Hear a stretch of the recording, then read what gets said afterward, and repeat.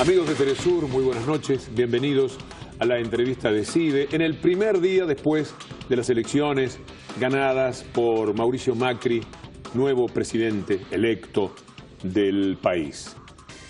Y vamos a desarrollar toda esta semana, por lo menos, los comentarios de por qué sucedió lo que ha ocurrido en estas elecciones, qué es lo que viene. Y lo vamos a hacer con uno de los periodistas más importantes que tiene la República Argentina. Si un sábado yo me duermo más allá de las 10 de la mañana, siendo mi único día de descanso, hay problemas en mi casa, porque yo no puedo, como miles de personas interesadas por la política en el país, dejar de escuchar en punto a las 10 de la mañana y 3 minutos después del noticiero a Eduardo Aliberti, que además dirige Éter, que es una escuela de periodismo, de comunicación, que hace escuela en cuanto a ese rubro en el país. Bienvenido, querido Eduardo Aliberti. Gracias, Víctor Hugo. No quiero tener complicidad con los problemas en tu casa. Pero es así. Es así. Dale, dale. Y creo que para muchísima gente es sagrado. Sí, es cierto. Desde hace muchos años. Bueno, algo de lo que uno ha construido, ¿no? Igual que el resultado de ayer, que a pesar de la derrota para el gobierno implica una construcción de muchos años. Yo creo que en este momento de triunfalismo, te diría que exacerbado, por parte sobre todo de los medios de la oposición en Argentina, que han jugado un papel tan importante en la victoria de Macri, no por eso invencibles ni mucho menos, porque esto al fin y al cabo es una coyuntura electoral, pero me parece que ese 48% que nucleó el oficialismo en Argentina da una pauta de una fuerza social y ahora de oposición muy fuerte. Muy, pero muy, muy fuerte. ¿Y será esa porción tan importante, casi la mitad del electorado? Vos decís 48, va a terminar 49. siendo 49, es a un punto de la mitad exacta de los votantes del país. Es una elección para mí extraordinaria. Yo sé que un seguidor del gobierno no lo puede valorar de la misma manera porque todavía le asiste la tristeza, pero cuando pueda entender, después de 12 años de gobierno, de desgaste como cualquier ejecutivo, estar con la mitad del electorado, confrontando con los medios masivos más poderosos del mundo en términos relativos. No hay otro país con medios tan poderosos como la Argentina. No creo que O Globo en Brasil llegue a tener el mismo poder. En todo caso empatan, pero sí, como se valore va a ser... Ahora, ¿será parte de esto lo que ocurrió hoy en el diario La Nación? Contémosle a la gente lo que hoy sucedió en La Nación, Eduardo. El diario, uno de los diarios más importantes de la Argentina, el diario, por cierto que un muy buen diario profesionalmente, para mi gusto el mejor, probablemente, en cuanto a cómo está escrito, sus notas de investigación, sus coberturas, pero el diario que mejor representa el interés de las herramientas de los grupos de poder en Argentina. El diario tradicional de la Argentina, no el diario generalista de la Argentina, el diario de la oligarquía en la Argentina, si es que lo queremos definir en términos históricos, publica hoy un editorial que, déjame recordar, Víctor Hugo, tiene las mismas características de las del 25 de mayo de 2003, cuando asumen Néstor Kirchner, y el diario La Nación lo espera editorialmente con un pliego de condiciones donde le dice, señor Kirchner, a romper relaciones con Cuba, a acercar las relaciones con Estados Unidos nuevamente y a terminar los juicios contra quienes llevaron adelante la lucha contra el terrorismo guerrillero. No se diferencia en absolutamente nada de todo eso respecto de lo que es el nodo del editorial de hoy. El editorial de hoy de La Nación dice, basta, basta con los juicios a los represores. Con respecto a lo que hoy se escribió en el diario de La Nación, aquello de Escribano era cortés. Era cortés. Y los laburantes y los periodistas del diario de La Nación, yo realmente me quedé absorto, porque además es un diario, vamos a decirlo, no es habitual el conflicto gremial en el diario de La Nación, es un diario de fuerte control interno y demás. Los trabajadores y los periodistas del diario de La Nación salen con una foto en plena redacción diciendo repudiamos los términos de esta nota editorial. Aquí está la foto. Creo que ahí está la foto. Esto es histórico, Eduardo. Histórico, absolutamente histórico. El comunicado, la foto, y cuando venía para aquí, para el canal, vi que La Nación, incluso en su portal, en tercer lugar de importancia, ha publicado esto que estamos viendo, diciendo La Nación deja que se exprese todo el mundo, Y en el párrafo final, déjame citar esto, le pide disculpas a Norma Morandini, la senadora, que tiene familiares desaparecidos, porque La Nación usó la parte de una intervención de Norma Morandini en un debate en la Universidad Católica Argentina para referirse a lo que fue la violencia de los 70, La Nación usó eso para justificar el editorial de hoy. Morandini se ha escandalizado por el editorial de La Nación de hoy. Es decir, La Nación ha quedado mal parada, no voy a decir que hasta respecto de su propio palo de seguidores, pero ha sido un hecho impresionante que está en línea con algunas de las cosas que podrán venirse seguramente. Yo de todas maneras no estoy muy convencido de que Macri cometa la impopularidad de avanzar, al menos directamente, en el pedido de libertad a los represores. En todo caso, creo que avanzará en otras cosas. Debe decirse que hoy dijo que va a dejar actuar a la justicia. Por eso, y no se ve que no vaya a cumplir eso. Uno puede discutir respecto de Macri si la devaluación será inminente el 11 de diciembre, si levantará lo que aquí se conoce como el cepo cambiario el 12, que es la restricción para comprar dólares, pero no me parece que cometa algo respecto de lo cual el conjunto de los argentinos tiene una cierta base de consenso. Es tiempo de que Macri, aquello que dice, lo mantenga. Antes de las elecciones nos volvió locos a todos porque no se sabía a ciencia cierta cuál era el verdadero discurso. Sí lo que piensa, porque lo conocemos de toda la vida, pero cuál era el discurso. El del humor registrado en la clase media día por día. Ese era el discurso de Macri. Si el mercado libre de cambios es el ABC, en el día es ese discurso.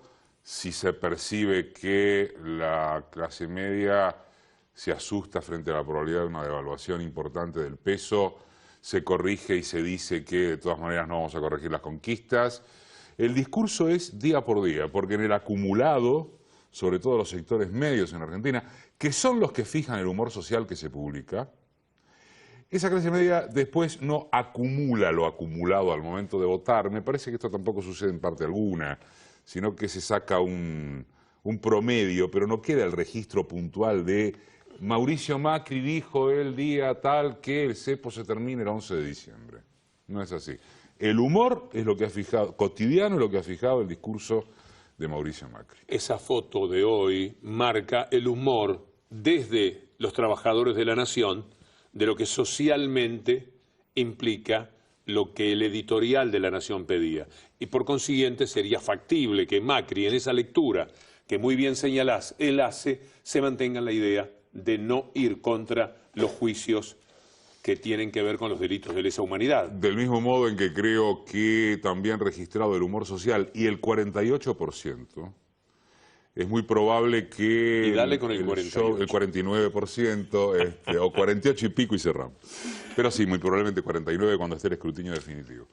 Del mismo modo en que también yo creo que ha registrado que esa virtual mitad de la sociedad que no lo ha votado y que ha optado por el kirchnerismo, lo fuerza a ir con pasos quizá más medidos, sobre todo en el ámbito económico.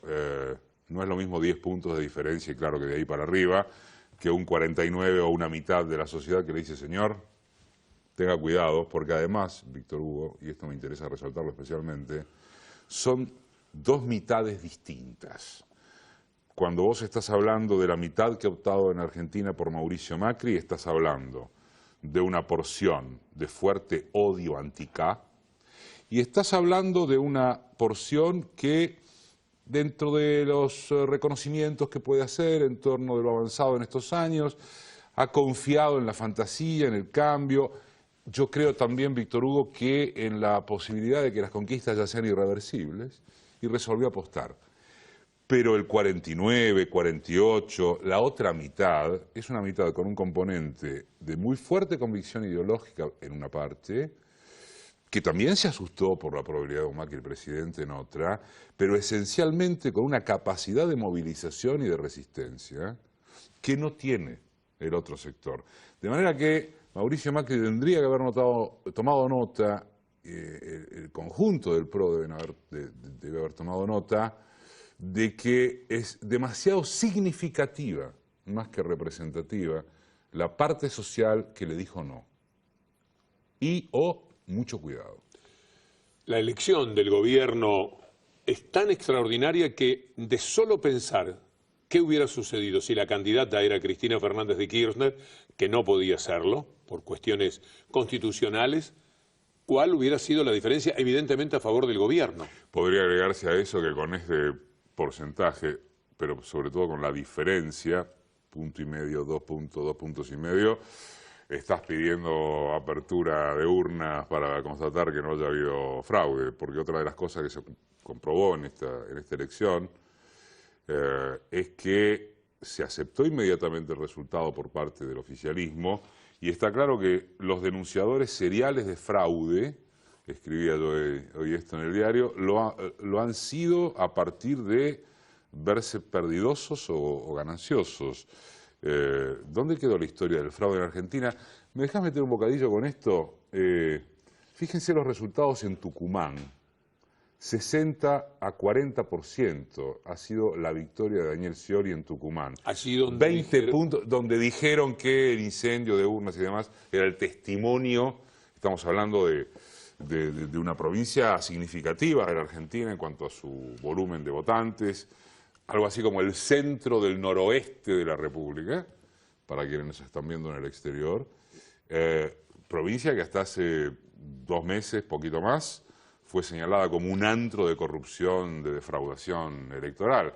Y ayer termina imponiéndose el kirchnerismo, el peronismo, como se quiera, por 20 puntos, y uno se pregunta en qué habrá quedado toda aquella serie de denuncias. Qué vergüenza, qué dolorosa vergüenza.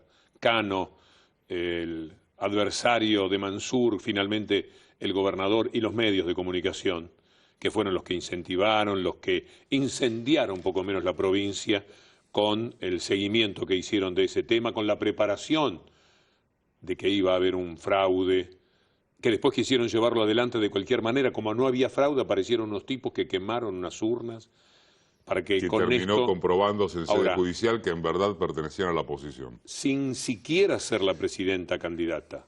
De todas maneras, de no mediar esta locura informativa en la que está inmersa la Argentina, también las cosas pudieron ser distintas. Sí, de todas maneras, yo creo que con respecto a la penetración y capacidad de convicción de los medios, esta virtual mitad de la población argentina que se ha volcado por la opción oficialista ha demostrado que esa penetración de los medios no es todopoderosa. Víctor Hugo, por tomar tus propias palabras y las que hemos señalado tantos en estas horas, bueno, no sé si tantos, si al cabo de 12 años de una gestión consecutivamente expresada obtenés la mitad del electorado, con un candidato que vamos a convenir no era digerible para los propios sectores que lo han votado, con tanta interna en el propio partido oficialista, en el propio kirchnerismo, con muchos kirchneristas disparándose a los pies cotidianamente al cabo de lo que fue la sorpresa de la primera vuelta. Digo, si al cabo de todo eso, en medio de la ofensiva mediática más feroz que uno haya conocido en la Argentina, en medio de una protección mediática sobre Mauricio Macri, de la que también cabe reconocer muy pocos antecedentes, si es que hay alguno. Digo, en medio de todo eso, la mitad del electorado dice, no, a mí no me convence. ¿Y cuál sería el electorado, Eduardo, en caso de que ese periodismo fuera verdaderamente neutral, fiscal de los comportamientos públicos, en un país donde la jubilación es universal, la asistencia a los niños es universal, que no está endeudado, donde la mortalidad infantil cayó 14 puntos, donde se ha llegado prácticamente al pleno empleo?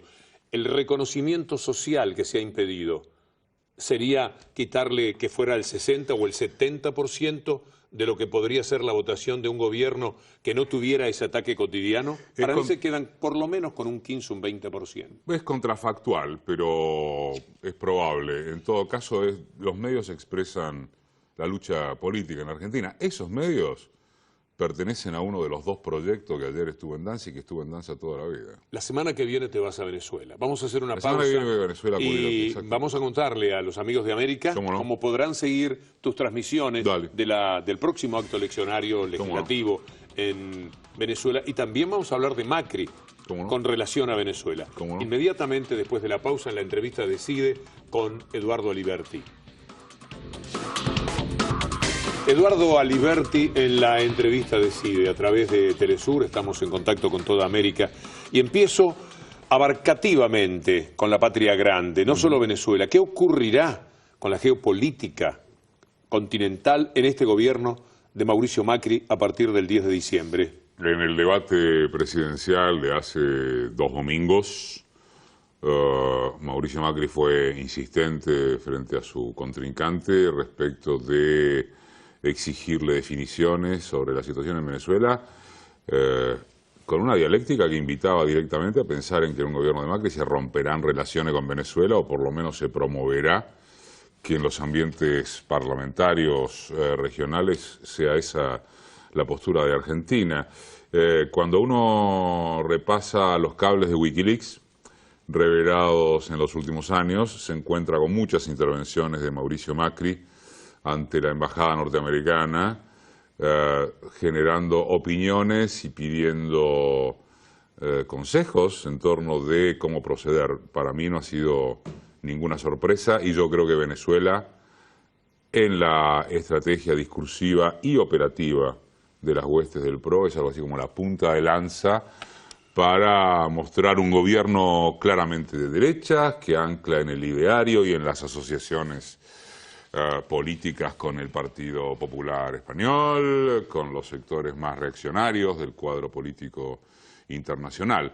La victoria de Macri es un golpe para Venezuela en cuanto a, bueno, el respaldo sensato, el respaldo patriagrandístico justamente que el kirchnerismo ha tenido con los venezolanos, pero es un empujón para las fuerzas de la oposición en Venezuela en cuanto a su carácter simbólico, Víctor Hugo. Vas a tener la elección que acaba de haber en Argentina con un triunfo de la Alianza de Derechas o del partido de la derecha y tenés una situación complicada también en Venezuela. Es decir, el año termina demasiado en disputa, todo sigue en disputa pero con complicaciones para los movimientos populares. Las relaciones más entrañables, por definirlas de alguna manera, de Macri son con el gobierno del PP, que fue golpista en Caracas en el 2002, y con los Estados Unidos, que también fue y será siempre golpista, particularmente en Venezuela, donde tienen una sensación de propiedad que no la tienen con respecto a algunas otras embajadas, algún otro país. Aquí se manejan con un poco más de decoro, se han manejado en estos años a tal punto que a Macri, la embajadora Martínez, llegó a decirle: basta de pedirnos que actuemos contra el gobierno de su país. Nosotros no estamos aquí para eso, porque Macri iba y le decía, como también el CEO de Clarín Mañeto, como los Zaguier que dirigen el diario La Nación, que actuase la embajada de Estados Unidos, le pedían que actuase contra el gobierno democrático de su país. A eso habían llegado. Y Macri fue muchísimas veces. Esa relación con Rajoy y con el Partido Republicano de Estados Unidos y esta inmediata manera de reclamar contra Venezuela es muy llamativa. Y proviene de algunas de las del pensamiento de las fundaciones de las que el PRO se nutrió, de las que se fue nutriendo sucesivamente desde los tiempos, Víctor Hugo, de Compromiso para el Cambio y de Propuesta Republicana, que es de donde deriva la sigla PRO. Nadie ya registra esto, por supuesto. La Fundación Pensar, la Fundación Sofía, de la que proviene la gobernadora electa de la provincia de Buenos Aires, María Eugenia Vidal, son el think tank, digamos, son el conjunto de ideologías sustentadas de ultraliberalismo en que el macrismo se ha nutrido. Hay una nota que me permito sugerir, me pareció interesantísima, la de Martín Granowski en página 12 de hoy, a propósito de cuál ha sido todo el recorrido de aquellos que a lo largo de estos años, y concretamente desde que Mauricio Macri ingresó a la arena política, han nutrido este pensamiento. No hay ninguna duda posible respecto de qué papel va a jugar un gobierno del PRO en torno de América Latina, recostándose, por supuesto, en lo que se conoce como la Alianza del Pacífico, abandonando la energía que el gobierno kirchnerista demostró en UNASUR y en los demás organismos que trajeron tanto aire fresco, ¿no? Después de lo que ha sido la OEA en todos estos años. ¿Qué será de eso? Bueno, no sé, pero por lo pronto otra vez volvemos a la mitad del electorado que yo creo que va a jugar su papel. Yo siento que no solamente en la Argentina, en el mundo entero la derecha está con todas las luces, está con una euforia muy particular para llevarse todo por delante, se ha perdido todo pudor. Lo que ocurrió en la OEA antes de las elecciones, cuando quisieron elaborar un comunicado sobre la justicia argentina, hecho desde la percepción creada por los propios medios dominantes de la Argentina, es un acto.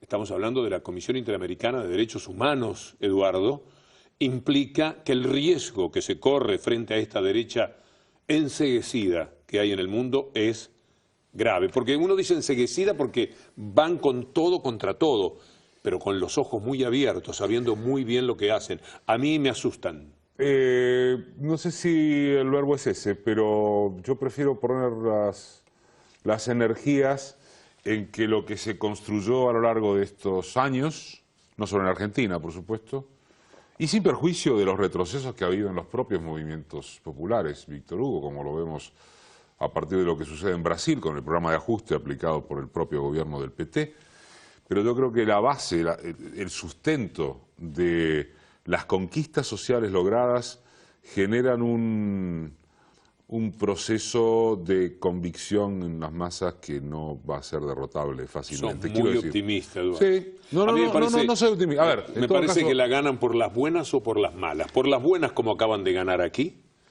o por las malas como hubieran ido a buscar si Scioli hubiese sido el ganador por los 700.000 votos en 25 millones por los que ganó. Para las malas ya no tienen partido militar. Y ese es todo un dato. Las malas son, desde mi punto de vista, lo que le han hecho a Dilma.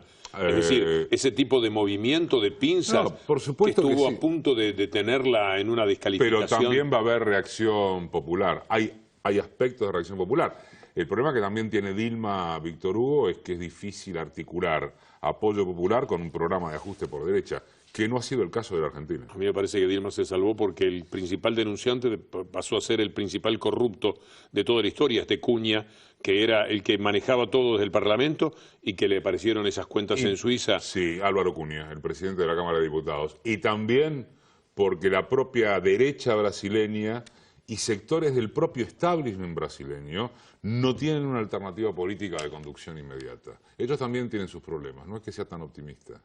Sé que se pueden venir tiempos muy difíciles, ni hablar el caso de Venezuela.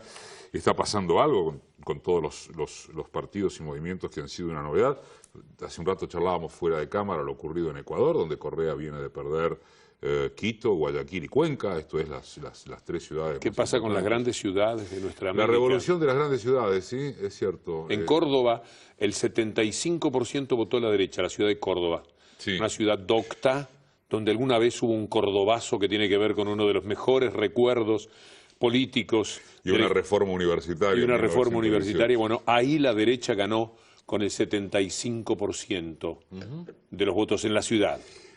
Hay algo que excede el tiempo del programa, pero uno se ha permitido reflexionarlo también, y es qué pasa con los movimientos progresistas una vez que se asientan, y la construcción de la subjetividad de las masas, ¿no? ¿Qué pasa en los imaginarios de segmentos significativos de la población, a los que son estos movimientos, estos partidos, estas novedades, los que le mejoran la vida, para después votar al discurso de aquellos que se la jodieron? El desgaste es íncito. Inmenso, porque no te olvides que todo eso se hace con leyes neoliberales que vienen de toda la vida. Por supuesto. Con las cuales tenés que instrumentar los sueños progresistas, pero con leyes que las hicieron ellos, que las defienden ellos, y que cuando pones otra ley, buscan a través de las conservadoras Cortes Supremas de Justicia que sean inconstitucionales como lo han conseguido. Seguramente hay que renovar, no digo que sea un aspecto central,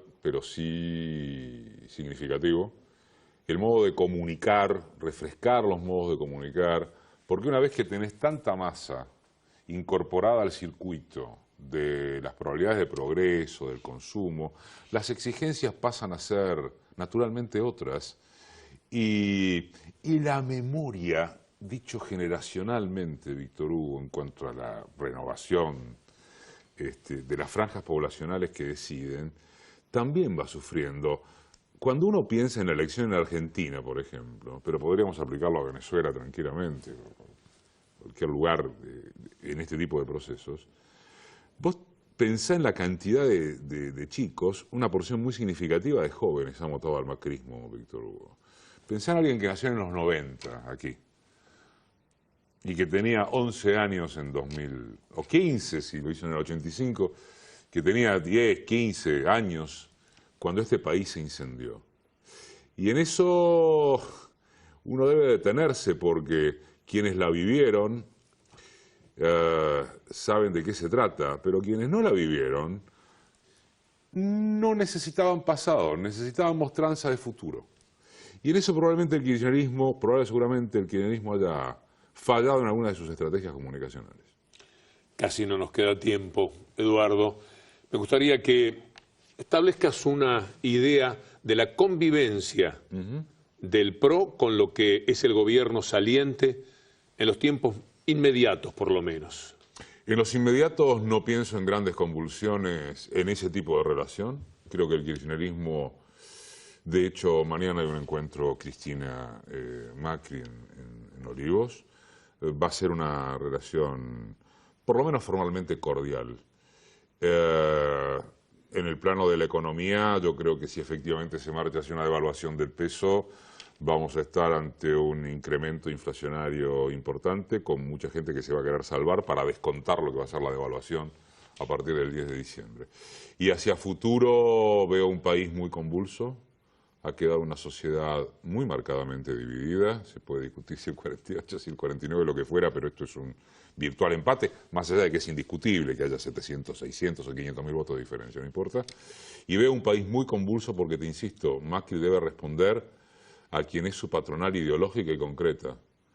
Y responder a esos compromisos implica tomar medidas que van a tener enfrente a un porcentaje de la población argentina que es mucho más fuerte de lo que esperaban. Me gustaría que cuando estés en Venezuela, después de asistir a las elecciones, allá por el 7, 8, 9 de diciembre, vengas aquí a contarnos la experiencia que has vivido en Caracas. Desde ya que sí. Gracias, Eduardo. Eduardo. Un gustazo enorme, no, gracias a vos. Bien. Un placer. Igual. Amigos, la entrevista de CIDE llega a su término hoy con Eduardo Aliberti como invitado especial. Los esperamos mañana, como siempre, aquí en Telesur. Será un placer entregarles nuestro programa. Hasta la próxima. Muchas gracias.